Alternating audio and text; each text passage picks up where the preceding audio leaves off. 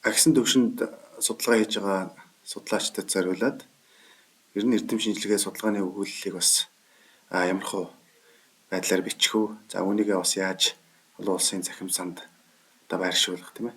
Хэвлүүлэх. За олон улсын нэр хүнтэй сэтгүүлүүдэд хэвлүүлэхийн процесс нь яг ямархуу байдлаар явах юм бэ? Энэ тал дээр бас нэг товчхон томчилсан байдлаар судлаачдаа бас зөвлөмж өгөх ийм агуулгатай танилцуулгыг одоо хийж байгаамаа. Тэгэхээр эрдэм шинжилгээний ажлын үр дүнд тодорхой судалгааны өгүүллүүд гараад түүнийгээ бас олон улсын болон үндэсний хөндлөнгийн хянан магадлалтай сэтгүүлүүдэд хэвлүүлж тухайн судалгааны ажлыг үр дүн бол баталгаажуулдаг ийм олон улсын нийтлэг хэмжүүр бол байна. Тэгэхээр ер нь судалгааны өгүүллийг яг ямархуу бүтцтэйгээр бичих юм бэ гэдэг дээр бол нэлээд сонгодог шинжтэй нийтлэг бүтц байдаг. Тэгэхээр яг зөвхөн тухайн судалгааны өгүүллийг хүлээж авах сэтгүүлүүдийн баримтлагдаг бүтэц загварууд бол бий. Гэхдээ нийтлэхээрээ бол ямар агуулгын хэмжээнд бичигдэж одоо боловсруулагч өгүүллийг хүлээж авдаг гэхээр эхний ээлжинд бол гарчиг. За энд бол мэдээж хэрэг одоо хамгийн хураангуй хэлбэрээр тухайн одоо өгүүллийн утга санааг агуулгыг одоо бүрэн илэрхийлэх боломжтой ийм одоо түлхүүр өгүүдээс бүрдсэн гарчгийг оновчтой сонгож өгөх ёстой. За гарчгийг бол одоо их сонирхолтой байдлаар оноож өгвөл их сайн. За үүний дараа бол одоо өгүүллийн хураангуй гэсэн бүтцийг оруулж өгдөг. За ингээд хураангуйг дотор бол одоо түлхүүр өгнүүд хамгийн тухайн өгүүл дотор одоо байгаа гол утга санааг өгсөн өгүүллүүдийг түлхүүр өгнүүдийг одоо бичиж оруулсан байдаг. За ингээд үндсэн бүтц нь бол удирдгал хэсэг байх ёстой. Сэдвийн судлагдсан байдал орж ирнэ. За ингээд арга зүй, үр дүн, за үр дүнгийн хэлэлцүүлэх хэсэг, за ингээд дүгнэлт. Шаардлагатай бол энэ дээр бас тухайн судалгааны ажилд одоо дэмжлэг үзүүлсэн одоо хүмүүстэй болон алтан байгууллагатай талархал илэрхийлэх. За үүн дээр нэмэгдээд бол өнөөдөр бас нэлээд гарал хандуулах шаардлагатай байгаа. Энэ судалгааны ажилд яг ямар зохиогч нь ямар хэмжээнд оролцсон бэ гэдэг энэ оролцоог зааж өгсөн хэсгийг бас нэмж оруулдаг болсон байж байгаа. Өөрөөр хэлбэл одоо энд ямар нэгэн шиг сонирхлын зөрчил байна уу? Үүний цаана ямар нэгэн байдлаар одоо оролцоод өөрийнхөө нэрийг зүгээр тавиад хэвлүүлж гинүү гэдэг ч юм уу тийм ээ. Ийм асуудлуудыг бас нэлээд жоохон нээлттэй болгох, тунгалгажуулах талаасаа зохиогчд оролцоог бол тавьж өгсөн байдаг. За ингээд ном зөв хавсралт гэсэн бусад хэсгүүдийг бол мөн оруулж болно гэсэн ийм ерөнхий бүтцтэй болж ирж байгаа. За энийг бол одоо эрдэм шинжилгээний ажлын ялангуяа судалгааны өгүүллийн нийтлэг одоо олон улсад барьж байгаа бүтц гэж ойлгож болно. За дэлгэцийн баруун доод хэсэгтээ одоо зохиогчдын оролцоог бас тайлбарлсан тийм ээ. Жишг одоо загвар харагдаж байна. За өгөгдсөн линкээр бол ороод үзэх юм бол энэ ном гэж байж байгаа. Энэ дээр бол яг ямар зохиогч нь ямар ажил дээр ямар хувь нэмэр оруулсан бэ гэдэг ингээд хувь нэмрийг тооцож бичдэг. За жишээлбэл одоо онлын үндэс санааг одоо хэн гаргасан бэ? За дэндвийн дорж гэдэг ч юм уу тийм ээ. За Батын баяраа онлын үндэс санаан дээр ажиллажээ. Арга зүй хэсэг дээр мөн энэ хоёр судлаач ажиллаад ингээд явсан бол мэдээлэл цуглуулалт дээр бол Б энэ гэх тийм ээ. За баярагийн одоо наран гэдэг судлаачтай энэ дээр одоо мэдээлэл цуглуулалтанд нэлээд ажиллажээ. За бичлэг хэсэгтэр бол зохиогчд тэмцээн хувь нэмэр оруулжээ гэдэг ч юм уу. За энийг бол ингээд зааж өгдөг болсон байна. За энийг бид хүн бас ер нь судалгааны ажлыг бичгтээ бас мөрдөж явах хэрэгтэй. За ингэснээр бол зохиогчдын оролцоо хэн нэгдүгээр автор тийм ээ, хэн хоёрдугаар зохиогч, хэн холбоо урах зохиогч байх вэ гэдгийг бол тодорхой заагаад өгчих юм боломжтой болж байгаа. За бүтэц болгон дээр тодорхой зүйлүүдийг бол ярихад за гарчгийг ер нь бол олон улсын түвшинд одоо үйл бичгэд аль болох богинохон агуулгыг оновчтой илэрхийлэх байдлаар бол тавьж өгөх ёстой гэж үздэг. За ер нь нийтлэг ингээд жишгийг харахад бол хамгийн ихтэй 12-оос 15 үгнээс бүрдсэн байвал их зохимжтой. За үүнээс их байх юм бол бас одоо жоохон зохимжгүй гэж ингэж үздэг. За хураангуй хэсэг дээр бол ер нь аливаа эрдэм шинжилгээний өгүүллийн хураангуй өгүүллээсээ бол заавал тустай байна. За үүний тулд бол агуулгын хувьд их ойлгомжтой тодорхой тухайн өгүүллийн санааг бол бүрэн илэрхийлж явах хэрэгтэй. За энэ дээр бол ер нь гол багцлсан байдлаар тийм ээ хураангуй хэлбэрээр ер нь энэ судалгааны ажлыг одоо хийх ямар одоо ач холбогдол байгаа юм бэ? Удирдгал хэсэг тийм ээ. За үүний араас одоо онлын зарим тодорхой үндэслэлүүд юу байж болох вэ? За ингээд энэ хүрээндээ одоо ямар арга зүгээр хандуу? За гол үр дүн юу гарав? За түүнийг хэлэлцүүлээд ямар байдлаар дүгнж бичсэн бэ гэдгийг бол товчилж багтаасан байх хэрэгтэй. За ингэж зэгцтэй бичснээр бол хянан мягдлагаа хийх гэж байгаа хүмүүст бол одоо энэ өгүүллийг тийм ээ уншаад гол санааг нь одоо эрт ойлгож хурдан ойлгох тийм ээ цаашдаа одоо энэ өгүүллийг бол одоо талаар тухайн хүн бүрэн ойлголттой болсны үндсэн дээр одоо хянан мягдлагаа хийх илүү хялбар ийм процесс руу хөтөлтэй байгаа. Өөрөөр хэлбэл одоо шийдвэр гаргахад нөлөөлнө гэсэн. Тийм учраас хураангуй бол бас бичгэд зүгээр ингээд нэг 200-аас 300 хүүхдээ юм аваачаа тавьчих гэхээс илүү энэ бүтцээ системтэйгээр бас мөрдөх ёстой хураангуй хэлбэрээр. За үүнийг бид хүмүүс анхаарах ёстой. За хураангуй дотор бол ер нь ишлэл авахаас айлуулахаас одоо зайлсхийдэг. За энэ шаардлагатай тохиолдолд бол зохиогчийн нэр оныг л одоо ишилж авдаг ийм ховор тохиолдлууд бол байна. За хураангууд тодорхой нэрийн товчлол хэрэглэх гэж байгаа бол түүнийхээ тайлбарыг бол тайллыг тийм ээ заавал багтааж өгч явах хэрэгтэй. За хамгийн ихтэй мөн 6 хүртэл одоо түлхүүр үгийг ерөнхийдөө олон улсын сэтгүүлүүдэд авдаг. Тэгэхээр энэ нийтлэг одоо ийм шаардлагуудыг бол бид нэр мөрдөх ёстой. За энэ түлхүүр үгийг яагаад авдгийг гэхээр өгүүллийг тодорхой одоо бидний одоо дараагийн хэсгүүдэд үзэх гээд байгаа тэр эрдэм шинжилгээний өгүүллүүдийг байршуулдаг тийм ээ индекслдэг энэ санд тухайн өгүүллийг байршуулахад бол одоо түлхүүр үг нь бол ихвчлэн за ийм одоо шаардлага байна. За тухайлах юм бол энэ дээр тодорхой зохиогчийн өгүүллийг ингээд аваад харж байна тийм ээ олон улсын сэтгүүлд хэвлүүлсэн өгүүллийн хураангуйг бол харуулж байна. За ингээд хураангуудаа хамаарталтай энэ агуулгатай хамаатай түлхүүр өгүүдийг харуулж байна.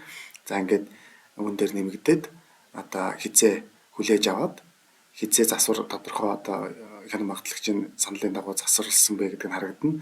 За ингээд хизээ одоо хэвлэхээр зөвшөөрсөн бэ гэж харагддаг. Ийм ерөнхий бүтэц бол одоо саяын гарчиг түлхүүрүг одоо хураангуй хувьд бол одоо жишээ байдлаар ингэж харуулж өгч байгаа. За удирдгал ба сэдвийн судлагдсан байдлыг бид нар бас ер нь их холж ингэж ойлгодог. Тэгэхээр энэ хэсгийг бичгэд ер нь яаж энэ ялгаа зааг нь гаргах юм бэ гэж тийм ээ. Тэгэхээр удирдгал хэсэг дээр бол яг ямар асуудал сэдвийг бид нэр хөндөж байгаа юм бэ? Яг энэ хөндөж байгаа энэ асуудал сэдвийг ер нь яагаад судлах одоо шаардлагатай байна? Энэ асуудал сэдвийн талаар яг юу мэдэгдээд байгаа одоогийн байдлаар тийм ээ.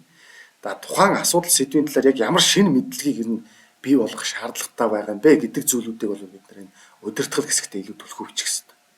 Харин сэдвийн судлагдсан байдал уу олон улсын нэршлэр бол literature review гэж хэлээд байгаа тийм ээ. Энэ тоомыг яаж хийдэг юм бэ гэхээр өмнөх судалгааны үр дүнгуудыг энэ шинэ өнцгөр тайлбарлах эсвэл өмнөх тайлбарыг одоо шинэ ойлголттой хослуулах ийм одоо талаас нь харж бичих хэрэгтэй. Өөрөөр тухайн сэдв асуудлыг одоо судлах судалгааны хөгжлийн чиг хандлагыг ингээд мөшгөж үзэх хэрэгтэй. Ингээхийн тулд бол өмнөх судалгааны ажлуудад бол үнэлэлт дүгнэлт өгөөд за ингээд тэр үнэлэлт дүгнэлтээс бол тодорхой судалгааны асуудал буюу research gap гэж хэлээд байгаа тийм ээ. Судалгааны тэр асуудлыг гаргаж ирж хариулт өгөх асуудал бол гаргаж ирэх хэрэгтэй. Тэгэхээр сэдвийн судлагдсан байдлуудыг ерөнхийд нэг ийм үндсэн 6 төрлөөр хийдэг. За эхний хэсэг нь бол энэ argument буюу тогтсон үзэл баримтлал асуудлыг дэмжих эсвэл няцаах аргумент гаргах байдлаар судлагдсан байдлыг бичдэг. Ийм нэг төрөл байна. За хоёр дахь төрөл нь бол интеграц буюу илүү одоо интегратив байдлаар бол илүү интеграцсан байдлаар өмнөх судалгааны ажлуудыг нягтлж үздэг. Түүнд бол шүүмжлэлтэй хандах тийм ээ. Анализ синтез хийх замаар тухайн сэдв асуудлын талаарх шинэ хүрээ хандлагыг гаргах ийм арга барил орж ирж байгаа. За энийг бол одоо integrative review буюу илүү одоо тийм ээ интеграц байдлаар хийсэн одоо сэдвийн судлагдсан байдал гэж авч үзэж байгаа. За гурав дахь нь бол historical review буюу түүхэн одоо тоом гэж. Сэдв асуудлыг яг тодорхой цаг хугацааны хүрээнд авч үздэг. Ингээд тухайн сэдв асуудлын одоо анх хизээ хин гэдэг судлаач хөндөж эхэлсэн бэ. За эндээс бол ямар хөгжлийн төвшингүүд бий болов өнөө хүртэл яг ямар замыг туулав гэдэг талаас нь бол одоо түүхэн байдлаар тоомлж ингэж гаргаж ирдэг. За энэ бол сэдвийн судлагдсан байдлаа одоо өөр нэг бичдэг хэлбэр байгаа юм. За дөрөв дэх нь бол арга зүйн хүн тийм methodological review гэж. Хин юу хэлв биш харин хэрхэн хэлв гэдгийг харуулах хэрэгтэй тийм. Энэ одоо яг ямар арга хандлагаар энэ асуудалд хандваа? Юу хэлвэ? Тийм ээ? Яаж хэлвэ гэдгийг илүү онцлох хэрэгтэй гэж үздэг. За энэ бол арга зүйн хувьд бол одоо сэдвийн судлагдсан байдлыг тоомлж бичгийг хэлж байна. За системтэй ревю гэж хэлж байгаа юм. Энэ бол яаж юм гэхээр урьдчилсан боловсруулсан судалгааны асуултын хүрээнд өмнөх судалгааны ажлуудыг бол тухайн асуудлуудынхаа олон талаас нь харж үнэлж дүгнэлж өгч бичдэг ийм тоом байж. За хамгийн зөвлөх нь бол энэ theoretical review буюу онлын одоо тоом судалгаа хийх хэрэгтэй. Тухайн сэдв асуудлын талаар яг ямар онолууд, тэр онолуудын хоорондох холбоо, хамаарал, тэдгээр нь яг ямар төвшөнд судлагдсан байгаа юм.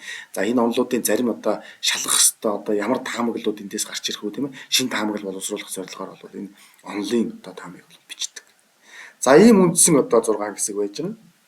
Тэгэхээр ерөнхийдөө бол яг энэ сэдвийн судлагдсан байдлыг бичих энэ алхамжилсан үе шат нь бол юу вэ гэхээр асуудлаа томьёолох хэрэгтэй эндээс. Ямар асуудал сэдвийг шалгаж байгаа юм? Судалж байгаа юм. Тэр асуудал сэдвийн бүрэлдэхүүн хэсгүүд яг юу вэ? Хоёр дахьт нь бол яг энэ судалж байгаа сэдв асуудалтай холбоотой өмнөх материалуудыг бол тоомлж хайх хэрэгтэй. За ингээд тухайн сэдв асуудлыг ойлгоход аль судалгаа хамгийн чухал хөв нэмэр оруулж байгааг тодорхойлох хэрэгтэй. За ингээд өмнөх судалгааны үр дүн хилцэх дүгнэх тийм ээ. Юугаараа төстэй эсвэл ялгаатай аль хэсэг нь хамгийн үнэмшилтэйг одоо дүгнж ач холбогдлоор нэрэмбэлж гаргаж ирэх хэрэгтэй гэж байна.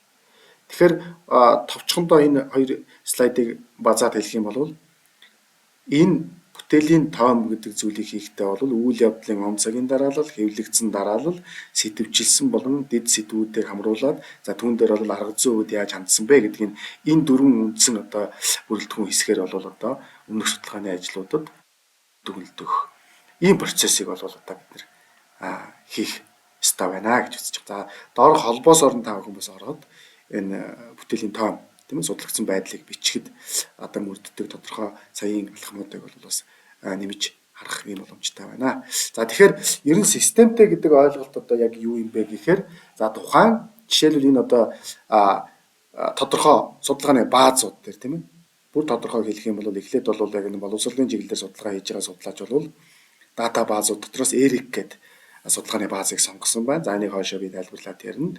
За энэ баазууд дотроос бол тодорхой түлхүүр өгүүдээр тухайн судалгааны асуудалтай холбоотой түлхүүр өгүүдээр бол одоо өгүүллүүдийг бол хайгаад за тэндээс бол яг тухайн судалгааны асуудалд илүү ач холбогдолтой гэж үзэж байгаа судалгааны ажлуудыг хэрэглээ. Тэндээс одоо яг холбогдох судалгааны ажлуудыг илүү наривчилж ялгаж аваад за түүн дээр дахиад яг илүү одоо ач холбогдлын хувьд голлох одоо үр дүнг үзүүлсэн судалгааны ажлуудыг илүү цэгцэлж авах процессыг бол системтэйгээр одоо бүтээлийн тоон судалгааг хийх гэж үзэж байгаа.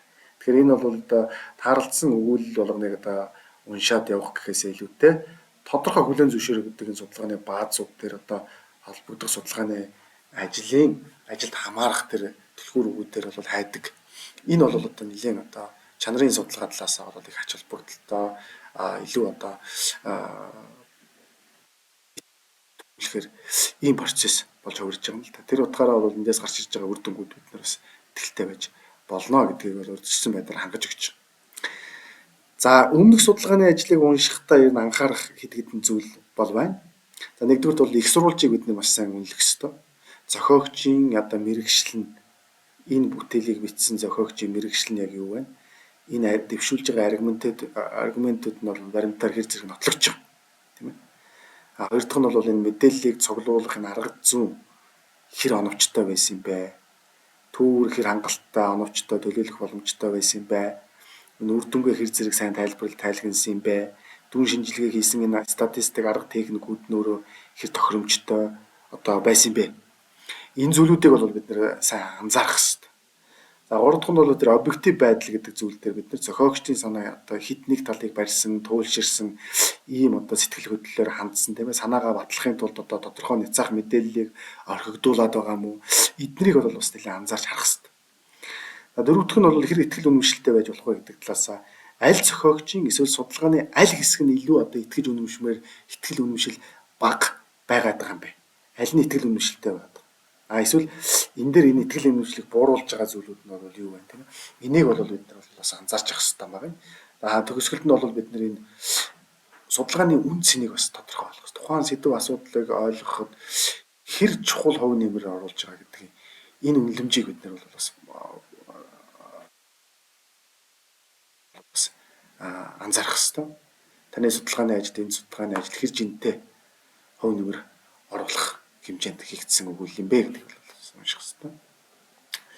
За ингээд тоомоор хэлэх юм бол ер нь энэ судлаач санаагаа яг ямар дарааллаар хэрхэн ямар зохион байгуулалттайгаар танилцуулсан юм байна, ямар их сурвалжийг хэрэгэлсэн байна тийм ээ, зураг график хүснэгт тийм ээ, текстэн бус энэ бичвэр бус ямар элементүүдийг хэрхэн ашигласан байна гэдгийг бол бас анзаарч ингэж харж унших хэрэгтэй маа гэдгийг бол одоо хэлж байгаа юм.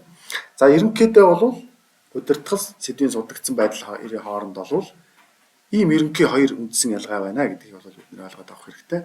Удирдгал хэсэгт бол судалгааны асуудал, үндэслэл, тулгамж байгаа асуудал нь юу? Түүнийг яагаад судлах ёстой? Баримттайгаар тайлбарлаж өгөх ёстой. Судалгааны ач холбогдол, шинэлэг талыг бол одоо дурдж өгөх ёстой. Харин сэдвийн судагдсан байдал дээр бол хөндөж байгаа асуудал сэдвийн талаар өмнө хийгдсэн судалгаанууд эдгээрийн үр дүнг тийм системтэйгээр бид нар бол оюун дүгнэлт хийх ёстой. За үр дүнг задлан нэгтгэж тийм ээ энэ мэтэр бол дүн шинжилгээ хийж тодорхой оюун дүгнэлт тийм ээ гаргалгаа шийдлүүдийг бол одоо аналитик байдлаар бол дэвшүүлэх хэрэгтэй. За энэ хоёрын бол одоо ерөнхий маш тодорхой ялгаа бол тоомлж үзвэл бол одоо юм байна гэж. За үнийг бол одоо энэ хэсгийг бичгтээ бол анхаарах хэрэгтэй байна. За дараагийн нэг чухал хэсэг бол энэ судалгааны арга зүйн асуудал байна тийм. Энэ судалгааны арга зүй гэдэг ойлголтыг бол судлаачид нэлээд за одоо ялангуяа одоо бас судалгааны арга барилд суралцж байгаа залуу судлаачид нэлээд одоо ялгаж ойлгох шаардлагатай байдаг. Өөрөөр хэлбэл арга зүй нь өөрөө илүү өргөн хүрээний ойлголт судалгааны аргаа агуулдаа гэдэг ер нь энэ концепцийг бол маш сайн тодорхой ойлгочих хэрэгтэй. Тэгэхээр арга зүй гэдэг зүйл дотор юу багтж ийн гэхээр судалгааны ерөнхий арга зүйг танилцуулах хэрэгтэй тийм үү? Судалгааны асуултууд хариулт өгөхөд яг ямар арга зүйгээр хандсан бэ гэдгийг тодорхой тайлбарлах хэрэгтэй. Тоон аргаар хандж байгаа юм уу, чанарын аргаар хандж байгаа эсвэл одоо тоон болон чанарын аргыг одоо холимог хэлбэрээр ашиглаж байгаа юм уу гэдэг ч юм уу. За энэ арга зүйг ерөнхий арга зүйг маш сайн тайлбарлаад за түүнд одоо багтж байгаа судалгааны аргуудаа буюу тийм ээ судалгааны асуудалтайгаа уялдуулж одоо энэ аргуудыг одоо сонгож тайлбарлах тийм ээ ингэснээр одоо энэ судалгааны арга зүй өөрөө судалгааны зорилгодоо хүрэхэд судалгааны асуудалтай одоо хариулт өгөхөд хэр зэрэг тохиромжтой арга зүй байсан бэ гэдгээ нотолж харуулах үүднээс энэ аргуудаа маш дэлгэрэнгүй тайлбарладаг.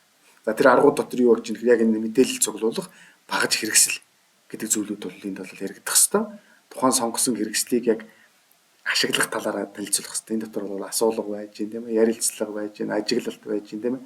За ингээд одоо төв ажиглалтаас гадна бол сорилууд байж гин. За эдгээрийг бол бид танилцуулах хэрэгтэй. За энэ мэдээллийг одоо бас мөн хэрхэн цуглуулснаа танилцуулах процесс. Энэ арга зүйн хүрээнд ийм арга хэрэгслэр ийм мэдээллийг ийм үсээс ийм байдлаар цуглуулсан. Энэ бол primary буюу хангалтгч дата байсан уу эсвэл хоёр дахьч дата байсан уу тийм ээ. Энийг бол одоо бас маш дэлгэрэнгүй тайлбарлаж өгөх ёстой. За ингээд цуглуулсан мэдээлэл дээр одоо ямар анализ шинжилгээ хийж байгаа юм. Энэ үйл явцыг танилцуулах ёстой. Сонгосон арга хэрэгслээр үндэслээд тохиромжтой статистик аргуудыг ашиглаад эсвэл онлайн байр сууриас одоо шинжилгээ хийж болж байгаа.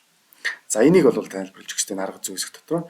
За аргуудыг ингээд тайлбарласны дараа бол энэ түүгээр сонгох үйл явцаа бас тодорхой тайлбарлаж өгч байгаа.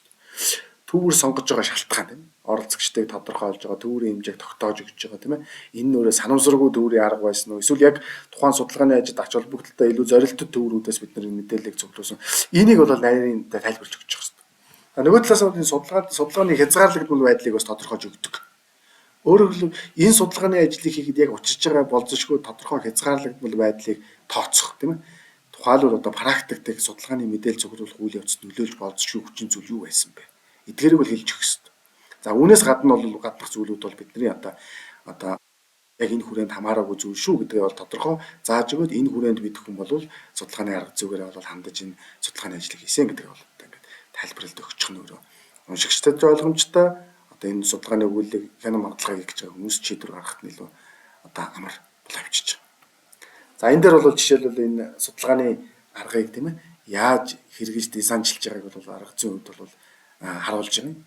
За энэ дээр бол жишээлбэл чанарын болон тоон судалгааг одоо иймэрхүү арга зүгээр арга хандлагаараа одоо мэдээлэлд цуглуулад за ингээд бол чанарын мэдээллийг тоон мэдээллийг яаж цуглуулсан гэдэг тэр процессүүдийг бол одоо тайлбарласны дараа эндээс бол хичнээн тооны өгөгдлүүд суглуу, ямар статистик арга техникүүдийг ашиглуу, үр дүнг бол ингээд тайлбарлахдаа тоон болон чанарын мэдээллийг уулзуулаад энэ хоёр үр дүнг бол одоо илүү одоо судалгаан дээр бол triangulation гэж хэлдэг тийм үү? Илүү баталгаажуулах байдлаар одоо тэр үр дүнг тайлбарлах. За ингээд үр дүн дээр бол одоо тодорхой гаргалгаануудыг дэвшүүлж дүгнэлтийг одоо ингээд бичдэг. Энэ процессыг бол арга зүйн хувьд ингээд зураглаад өгчих юм бол судалгааны ажлыг энэгээрэл үр дүнгууд бичгтээ дараагийн бүлгүүдийг бичгэж гэсэн ингээд энэ хэсэгтээ бол ингээд өдөртөгтаад ингээд явчихт юм байгаамаа. За энэ жишээлбэл бол одоо харуулж байна тийм ээ. Яг нь тодорхой статистик арга техникүүдийг одоо энэ судалгааны асуултанд хариулахын тулд ямар статистик арга техникүүдийг ямар өгөгдлүүдийг цуглуулад одоо ашиглаваа гэдгээ бол ингээд зураг байдлаар ингээд харуулчих юм бол их тодорхой юм байдаг. За үр дүн хэсэг рүү одоо ингээд очино арга зүгээр цуглуулсан мэдээллүүдээр одоо ерөнхийдөө үр дүнгээ яаж бичих вэ тийм. Тэгэхээр судалгааны эхлээд бол өгөгдлүүдийг бас энэ үр дүн хэсгээр бол ерөнхийдөө тайлбарлалцдаг эхлээд. За ингээд үүний араас бол онцлог ач холбогдолтой үр дүнгуудыг танилцуулж тодтогч хэлэх ёстой. За удирдгал хэсэг танилцуулж байгаа тэр судалгааны асуултууд, таамаглалууд тийм ээ. Энэтэйгээ бол энэ үр дүнгуудыг уялдуулах, судалгааны асуултад хариулт өгөх ёстой. Аавн дээр нэмэгдээд үүнийгээ бол хүснэгт зургийн одоо дугаар, текст мэдээлэлд яг тэр дугаараараа орж ийн үгүй юу гэдгээ бол одоо нэгтэлж явах хэрэгтэй. Ягаад гэвэл энэ текст байдлаар одоо энэ үр дүнг тайлбарлаад хилээд явж идэг. Гэтэл одоо нөгөө график хүснэгтэн дээр тэр агуулга зөрөх юм бол энэ ч өөрөө бас их уншигчдад их одоо ойлгомжгүй нөгөө талаас энэ судалгааны ажлын ач холбогдлыг бас бууруулах энэ сөрөг талтай нэгээ бол нэгтлээд явж явах хэрэгтэй.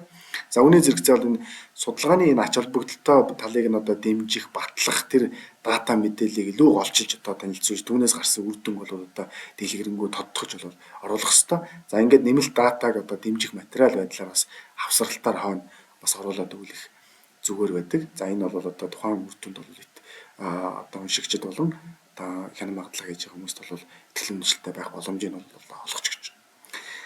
За хэлэлцүүлэг ба дүгнэлт хэсэг хоёр дээр одоо бүгд төр очие. Тэгэхээр хэлэлцүүлэг дүгнэлт хэсэг хоёрыг бол ерөнхийдөө бас зарим өгүүлэлээр бол нэгтгэж бичих юм тохиолдол бол бий. Гэхдээ энийг бол бид нар бол тусад нь ялгаж бичвэл бас их сайн. Энэ бол бас судлаачаас нэлээд өндөр ур чадвар шаарддаг. Тэгэхээр үр дүн хэсэгт бол ерөнхийдөө зураг ашиглах, хүснэгт ашиглах тийм ээ. Судалгааны ач холбогдлыг уншигч ойлгуулахад бол тийм хангалттай байж чаддаггүй зарим тохиолдолд. Тийм учраас судалгааны тэр үр дүн илүү хэлэлцүүлэг хэсэгт дэлгэрэнгүй тайлбарладаг. Судалгааны ач холбогдлоо дэмжих тийм ээ, тоддох. Энэ байдлаараа бол энэ хэлэлцүүлэг хэсэг бол их чухал ач холбогдолтой хэсэг эрдэмтний өгүүлэлээ. Тэгэхээр хэлэлцүүлэг хэсэг бол таны судалгааны тухай уншигчд мэдээлэх хамгийн бүтээгч хэсэг гэж ойлгож байна. Тэгэхээр энэ хэсэг өөрөө судалгааны үр дүн дээр суурлаад судалгааны асуултад өгсөн хариултаа хамгаалах, дүгнэлтэд дэмжихэд илүү чухал ач холбогдолтой байдаг. Тэгэхээр хэлэлцүүлэг хэсгийг яаж илүү сайн бичих вэ? Тэгэхээр энэ хэсэгт бол хэд хэдэн асуултуудад бид нар хариулт өгч болдог. Ингэснээр бол бид нар хэлэлцүүлэг хэсгийг илүү сайн хийж болно гэсэн үг. За таны судалгааны үр дүн яг юу хэлж байгаа? За энэ судалгааны ажлын хамгийн чухал үр дүн нь юу? За судалгааны асуулт таны үр дүн яг ямар хариулт өгөө? Таамаглалаа баталсан уу, няцаасан уу? За нөлөөлж болох хүчин зүйл хувьсгчуд юу вэ? Үр дүнд нөлөөлж болох. За судалгааны ажлын давуу тал болон хязгаарлагдал байдал нь яг юу вэ? За өмнөх судалгааны ажлын үр дүнгээ таны судалгааны ажлын үр дүнг дэмжиж гин үү? Эсвэл эсрэгцэж гин үү? За энэ дээр бол одоо хариулт өгөх ёстой. За энэ судалгааны ажлын үр дүн бусад судалгааны үр дүнгээс өөр байлгахад ямар хүчин зүйлс одоо нөлөөлөх боломжтой байсан гэж та үзэж байгаа. Тэгэхээр эндээс бол судалгааны ажлын ач холбогдол тодорхой бас харагддаг. За судалгааны ажлын үр дүн дээр үндэслэж цаашид яг хариулт өгөх шинэ судалгааны асуултууд бас юу байж болох вэ гэдгийг гаргаж ирж байна. За ингэснээр энэ тухайн судалгааны чиглэлд бол одоо нээлттэй асуудлуудыг бол дэвшүүлж дараагийн түвшинд энэ судалгааг бол гаргах тийм ээ. Ийм боломжийг энэ шинэ замыг бас судлаачдад бол гаргаж өгдөг. Ийм чухал ач холбогдолтой хэсэг байгаамаа. За тэгэхээр ерөнхийдөө бол одоо ингээд эрдэм шинжилгээний ажлын үр дүн бид нар бүгдээр ингээд олон улсад ингээд өгүүл болгоо хэвлүүлэх энэ процесс өөрөө их адармаатай ийм процесс байдаг. За энэ дээр бол ингээд их нэлээд одоо шооч байдлаар харуулсан байна л да. Энэ өгүүлэл өөрөө их урт замыг туулдаг гэдгийг бол харуулж өгч байна тийм ээ. Өөрөөр хэлбэл одоо энэ өгүүллийг одоо маш олон одоо хянан магадлагч нар ингээд уншдаг. За ингээд энэ дээр бол одоо маш урт хугацааг авдаг гэдгийг бол энэ хошин зураглалууд дээрээс бид бүхэн бас харж болно. Нөгөө талаасаа бол ингээд шинэ судлаачд бол ингээд өөрийнхөө судалгааны ажлыг бол нэлээд одоо ишлэх ийм тохиолдол бол гардаг. Энийг бол бас ингээд бүгд бас олон улсад ингээд судлаачдын нөгөө ингээд хашигнал байдлаар явдаг. Тэгэхээр энэ бол одоо self citation өөрийнхөө ажлыг ишлэх нь бол муу зүйл гэж хэлж байгаа бол хэрэг биш. Харцсангуй одоо энэ судалгааны ажил өмнөх судалгааны ажил дээрээс өөрөж явдаг гэдэг утгаараа бол өөрийн өмнөх хийсэн судалгааны ажлуудыг ишлэх нь бол түгээмэл байдаг. Гэхдээ энийг бол их олон байгаад бол зохимжгүй гэж ингэж үздэг учраас энэ дээр бол ингэж харуулж байгаа юм.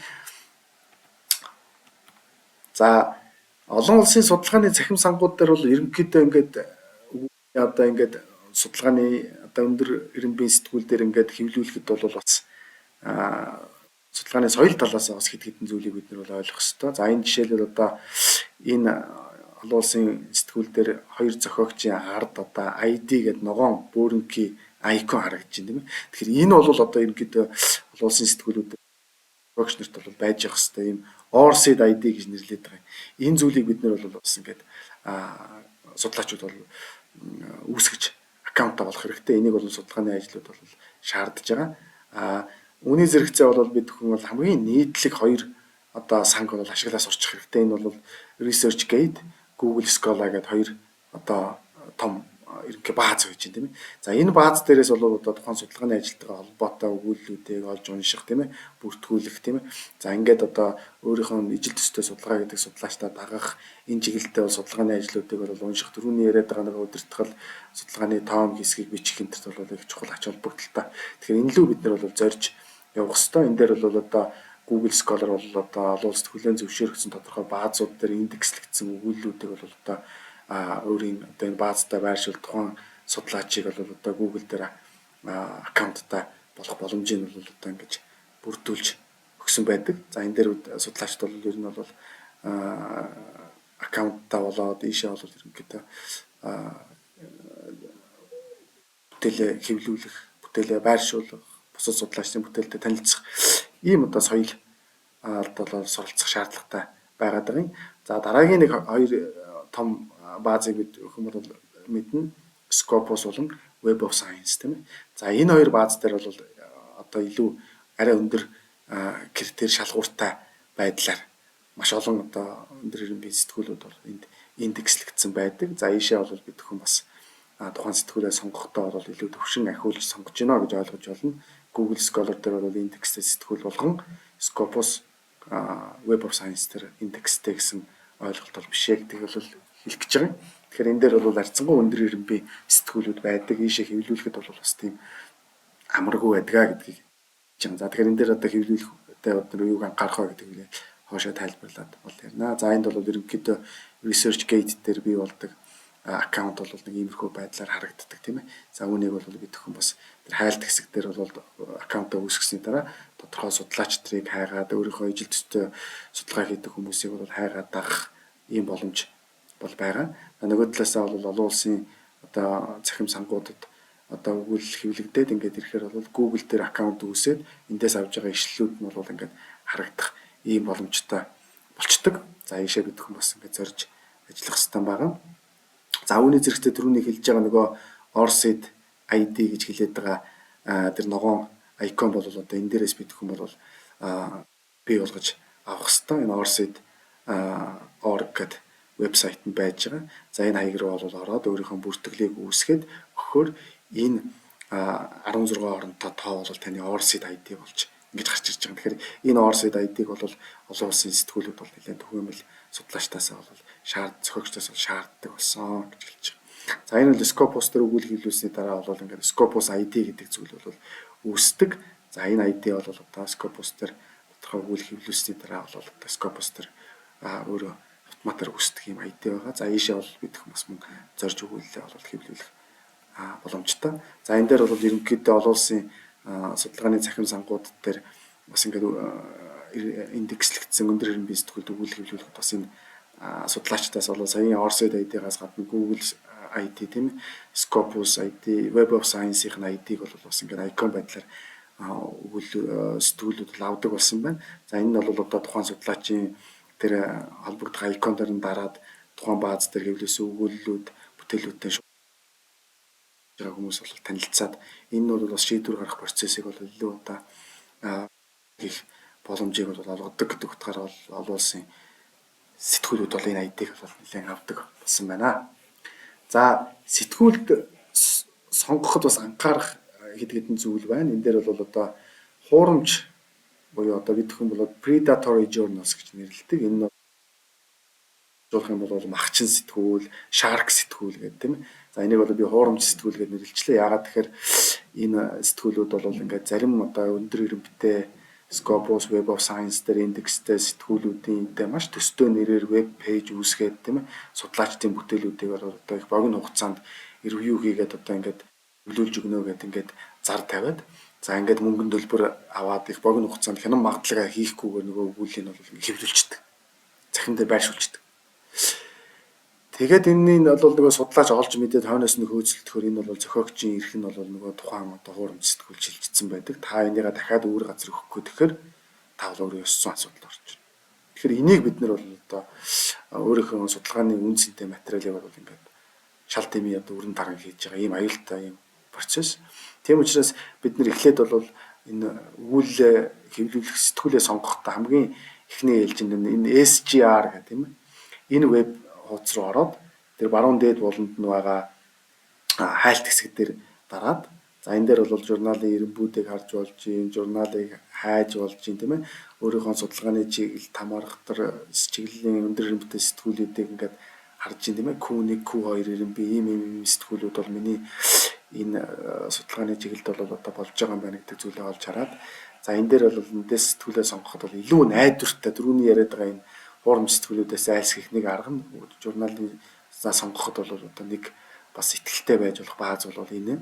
Хоёр дахь нь бол бас манай боловсрол судлал гэдэг одоо чиглэлд бол энэ Эрик гэдэг энэ судалгааны бааз байж байна. Нийгмийн ухааны салбарт бол тийм ээ. Эрик гэдэг бааз байж байгаа. Энэ бааз дээр индексээс сэтгүүлүүдэд бол бас бид нэр хэвлүүлэхэд бас харцангуй одоо найдвартай ийм сэтгүүлүүд бол энэ индекслэгдсэн байж идэг. За эндээс бол бид хүмүүс нээлттэйгээр хайгаад сэтгүүлүүдэд олоод судлах юм боломжтой. Эндээс харж байгаа сэтгүүлүүдэд сонгол бид нар саяын тэр яриад байгаа эрсдлээс бол өөрсдөө одоо урьдчилан сэргийлэх ийм юм байнамаа. Ялангуяа залуу судлаачдын хувьд бол санамсаргүйгээр тийм ээ ийм хуурамч сэтгүүлүүдийн харин үнцэнтэй судалгааныхаа одоо баазыг бол одоо өрн таран хийдэг ийм зүйл үзэгдэл бол өнөөдөр олон улсад бол нэлээд одоо газар авсан байна. Тийм учраас энийг бол бид анхаарах ёстой гэж хэлж байгаа. За ингээд бүтээлийн хулгайтай холбоотой асуудлуудыг бид хэн бол анхаарч ярих ёстой. Бүтээлийн хулгай бол ер нь бол анх энэ гэдэг ойлголт бол анх одоо эртний Ромын одоо үед бий болсон хоёр одоо яруу найрагчийн ярианаас үүдэлтэйгээр одоо ингээд гарч ирсэн юм асуудал. За энд бол тухайн одоо Маршал гэдэг зохиогчийн одоо шүлгийг Федентинус гэдэг судлаач зохиогч бол одоо хуулж энэ тэнд одоо уншсан байна гэгааг нь бол Маршал олж мэдээд түүнийг олоод одоо чи болол одоо хулгайч гэж одоо плагиарист гэж одоо хулгайч гэж хочилж исэн байна. За эндээс бол үүдэлтэй юм байна. За ингээд энэ бүтээлийн хулгай бол ерөнхийдөө бол нэг эртний Ромын үеэс гадна ингээд ерөнхийдөө энэ дөрвөн үеийг бол дамжсан гэж ингэж үздэг. За санаа амар эрен үе гэж одоо хоёр дахь үеийг хэлж байгаа. Энэ дээр бол ямар нэгэн одоо бүтээлийн хулгай бол ерөнхийдөө бол тийм ноцтой асуудал биш байсан гэж үздэг. Өөрөөр хэл ингээд ялангуяа ингээд бүтээлчд маш олон зохиол уран бүтээлчд өөрийнхөө бүтээлээс бусдын бүтээлээс бол нэлээд одоо хуулбарлаж ингэж ирсэн байдаг. За энэ байдал бол 1600 оноос нэлээд өөрчлөгдсөн. За ингээд одоо plagiarism гэдэг үгнээс plagiarism руу шилжсэн үе нь бол англи хэлэнд яг энэ plagiarism томьёо бол орж ирснээр эхэлсэн. Ер нь 1601 онд одоо энийг одоо анх орж ирсэн гэж үздэг. Хожим бол одоо Самуэль Джонсон гэдэг хүн бол толь бичгтээ 1755 онд plagiarism гэдэг үгийг бол уран зохиолын хулгайч өөр хин нэгний зохиол бүтээсээс хулгайлдаг нэгнийг хэлнэ гэж тайлбарлаж бичсэн. За ингээд энэ бүтээлийн хулгайтай холбоотой асуудал 1685-аас 1815 оны хооронд гэгэрлийн үе буюу одоо хүчтэй анхаарал хандуулж ирсэн үе гэж үздэг. За ингээд шин технологи, шин сорилтууд одоо бий болж ирсэн үе байна. За энэ дээр бол одоо 95 онд гэхэд одоо 23500 веб хуудас ажиллаж исэн бол 2000 он гэхэд бол 17 сая болж нэмэгдсэн. За одоо 2024 онд энэ бол одоо хэдэн 100 сая болсныг бол бид бүхэн бол бараг хянах боломжгүй болчихлоо. Ийм үед бол одоо нөгөө цахимаас copy paste хийдэг энэ академик салбарын бол маш толгойн өвчин болж исэн энэ асуудал бол одоо их хүчтэй өргөж. За харин 2000 онд бол энэ Turnitin гэдэг сайт ажиллаж эндээс бол бүтээлийн улгаа гэдэг энэ програм боловсруулагдчих одоо хэлснээр бол нэлээд ахиц дэвшил гарсан гэж ингэж үздэг юм байнамаа. За ингээд ерөнхийдөө бол одоо ийм процессуудыг бол өдөхөн дамжиж одоо эрдэм шинжилгээ судалгааны ажлыг одоо өгүүлэлийг бол одоо энэ алхмын дагуу бол ер нь анхаарал та нэлээд одоо ийм бүтээлч байдлаар бичих шаардлагатай болж байгаа гэсэн үг. Тэгээ үүнийгээ бичихтэй бол хамгийн их анхаарах хэрэгтэй зүйл бол энэ бүтээлийн хулгай гэсэн үг юу. Одоо энэ ялангуяа энэ өмнөх бүтээлүүдүүд ямар ч нэгэн кредит өгөхгүйгээр одоо өөрийн үгээр юм шиг бичих тийм ээ. Бүтэн одоо параграфаар нь бүтэн одоо хуудасаар нь ингэж хулгайлдаг. Энэ зүйлээс бол одоо бид бүхэн бол ангид байх хэвээр. Үүнийг одоо шалгадаг iSync-гээд Turnitin гэдэг ч юм уу энэ програмууд бол ингээд хүчтэй ажиллаад эхэлсэн байгаа. Ийм учраас одоо өөрсдөө бид бүхэн бол бас судлаачийн хувьд сонор сэрэмжтэй байхын зэрэгцээ судлаачаас нэлээд одоо плажеризмаас урьдчилан сэргийлэх тодорхой арга техникүүдэд суралцах хэрэгтэй. Тухайлах юм бол одоо quotation буюу шууд уулбарлахтаа бол одоо нөгөө хуудас зохиогчийн нэр, он, хуудасын зааж өгөөд одоо quotation mark тавиад тийм ээ. Ингээд авдаг. Эсвэл одоо тухайн судлаачийн санааг өөрийн үгээрээ тайлбарлаж бичээд тэгтээ судлаачийн нэр одоо оныг ингэж тавьдаг тийм ээ. Ийм одоо жишг рүүгээ бол одоо ингэ шилжих хэвээр. Энийг одоо илрүүлдэг програмууд нь ингээд бий болцсон учраас энэ дээр судлаачдын хувьд бол хожим бол одоо судлаачийн нэр хүндийн асуудал болж хувирдаг. Digital footprint гэж нэрлэдэг байгаа тийм ээ. Энэ бол одоо цахим уулан мөр гэж бид нэр шууд махчлал одоо оноож болж байна. Таны хийсэн одоо энэ бүтээл бол цахимд ингээд арилгахгүйгээр ингээд үлддэг. Дараагийн үеийнхэн тэрийг одоо үнэлж дүгндэг. Ийм одоо нээлттэй зүйл рүү шилжиж байгаа учраас судлаачид бол энэ чиглэлд бол одоо онцгой анхаарал хандуулж байх ёстоймаа гэдгийг бол ингэж төгсгөлт нь одоо дүгнж одоо дахин одоо сануулж байна. Ингээд анхаарал тавьсан та бүхэнд баярлалаа.